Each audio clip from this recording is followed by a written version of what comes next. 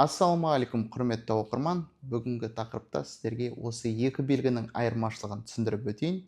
Бірінші белгіміз бізде нұсқау белгісі тік жүру, екінші белгіміз ақпараттық бір жақты жүру жолы. Екеуі де ұқсас. Іші көк, ішінде көрсеткіш бар, бірақ сыртқы пішіні әртүрлі. Біреуі домалақ, біреуі төртбұрышты. Айырмашылығы неде? Бір жақты жүру жолында бізде тек қана бір бағытта жүреміз. Нұсқау белгіде екі жақты жүріс жол бар. Айырмашылығы осы. Және де толықтай түсіндіріп өтсем, тік жүру белгісі.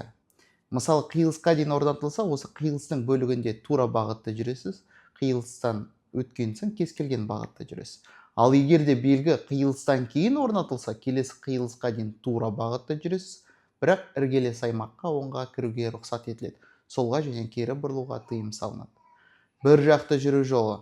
Барлық жолақ бір бағытта жүреді, сіздерге кері бұрылуға тыйым салынады. Шегінуге рұқсат етіледі. Бірақ оңға, солға, іргелес аймаққа кіруге рұқсат етіледі. Бірақ міндетті түрде алдын ала өз жолақтарыңызға көшу керексіздер.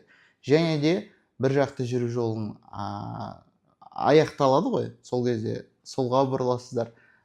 Солға бұрылған кезде алдын ала сол жақтағы жолаққа көшу тиіссіздер. Шегінген кезде қандай арақашыққа дейін жүруге рұқсат етіледі? Ең бастысы қиылысқа дейін, бірінші, екіншісі жаяу жүргіншілер өткеліне дейін, үшіншісі бізде автобус аялдамасына дейін. Одан әрі жүрсеңіздер айыппұл аласыздар. Достар, міндетті түрде біздің парақшаға тіркеліңіздер. Сіздермен бірге ПДД Қазақстан, Әділет Жүнісов.